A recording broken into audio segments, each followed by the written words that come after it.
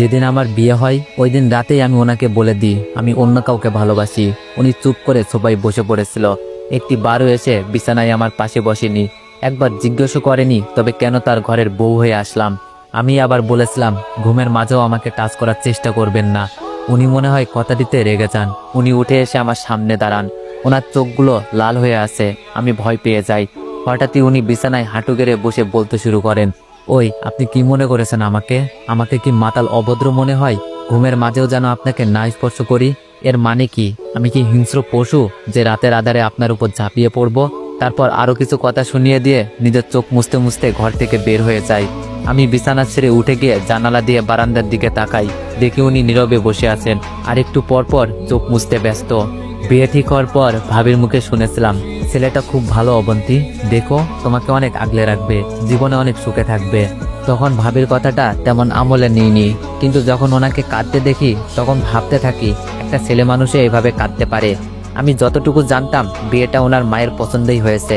হয়তো ভাবছে আমার যে ওকে পছন্দ নয়, এটা যদি ওনার মা জানতে পারেন তবে খুবই কষ্ট পাবেন। ওনার মা ক্যান্সারের সাথে লড়ছিল, কবে মারা যায় কোনো ঠিক নেই। তাই সবসময় আমাকে বলতো আমাকে আপনার পছন্দ না, এটা ঠিক আছে, তবে প্লিজ যতদিন আমার মা বেঁচে আছে আমার মায়ের খেয়াল রাখবেন, কখনো মায়ের অযত্ন করবেন না। উনি কথাটা এত করুণভাবে বলছিল যে আমার নিজেরই কান্না পাচ্ছিল। ওনার চোখেও বেদনার জল ঝলমল করছিল। চোখের পানি আড়াল করতেই উনি আমার সামনে থেকে চলে যায়, আড়ালে গিয়ে চোখ মুছতে থাকেন। একদিন উনি তাড়াতাড়ি বাসায় ফিরে আসেন। আমি তখন আমার বয়ফ্রেন্ডের সাথে ফোনে কথা বলতেছিলাম।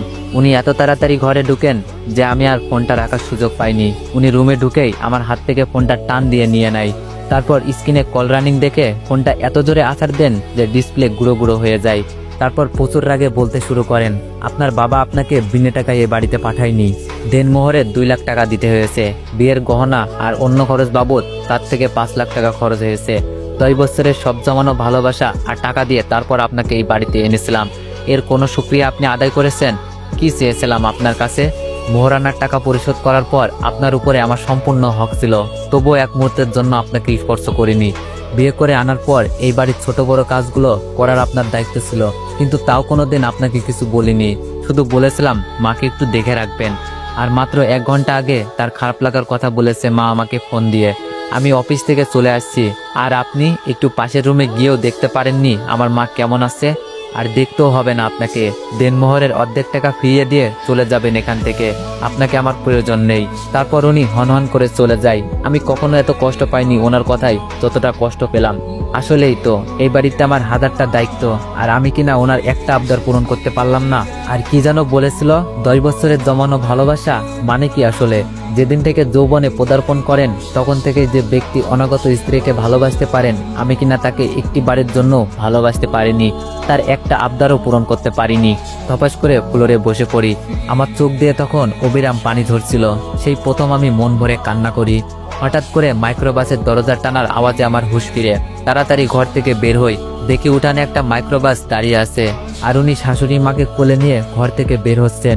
কি হয়েছে দেখার জন্য দৌড়ে যাই, দেখি আমার শাশুড়ির জ্ঞান নেই। বুঝতে বাকি রইল না যে উনি অসুস্থ হয়ে পড়েছেন।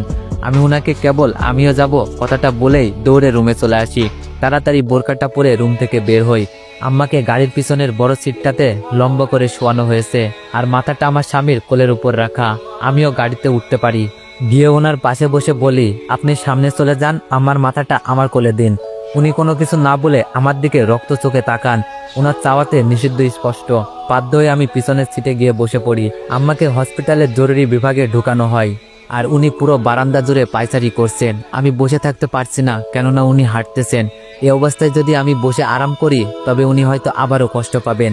আমি এগিয়ে গিয়ে ওনাকে বসতে বলি, এতে উনি বড় বড় চোখ করে আমার দিকে তাকান। আমি ভয়ে আর কিছুই বলিনি, দেয়ালে ঠেস দিয়ে দাঁড়িয়ে থাকি। পরে লোহার লম্বা চেয়ারটায় গিয়ে উনি বসেন, আমিও ওনার পাশে গিয়ে বসি। হাতটা এগিয়ে ওনার কাঁধে রাখতে মন চাইছে, কিন্তু ভয়ে এগোতে পারছিলাম না। মন চাইছিল ওনার বুকে মাথা রেখে কতক্ষণ কান্না করি, হয়তো উনি এতে কিছুটা হলেও ভরসা পাবে আর আমারই একটু ভালো লাগবে। কিন্তু অতটা সাহস আমার তখন নেই। তবুও কাছুমাছু করে ওনার পাশে গিয়ে চেয়ার টেনে সামনে বসি। মনে মনে ভাবতে থাকি আমার এমন কৃতকর্মের জন্য ক্ষমা চাওয়া অনেক জরুরি, কিন্তু হাসপাতালে তো আর পায়ে ধরে মাপ চাওয়া যায় না। আর স্বামীর কাছে স্ত্রী ক্ষমা চাইতে হলে পায়ে ধরতে হয় না।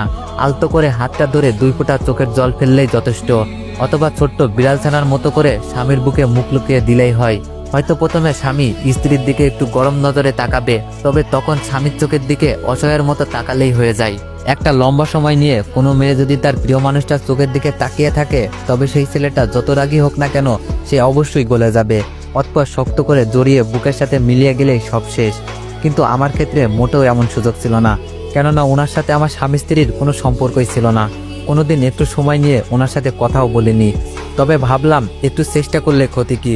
ওনার ডান হাতটা টেনে 2 হাতের মধ্যে নিলাম। উনি কিছুই বললেন না, এক দৃষ্টিতে অন্যদিকে তাকিয়ে আছে।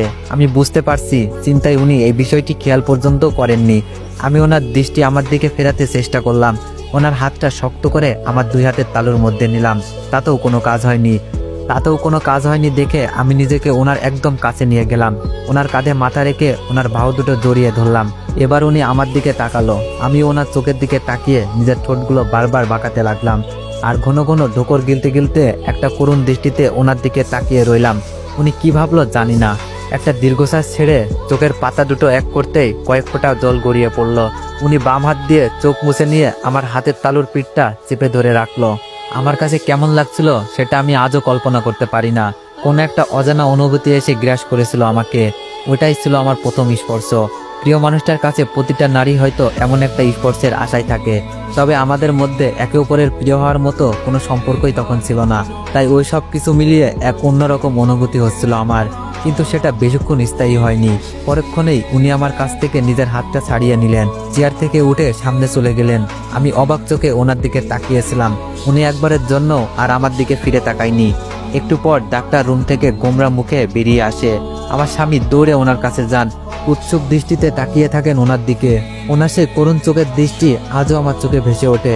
অতঃপর ডাক্তার ওনার কাঁধে হাত রেখে কিছুক্ষণ সময় নিয়ে আস্তে আস্তে কিছু একটা বলতে থাকে।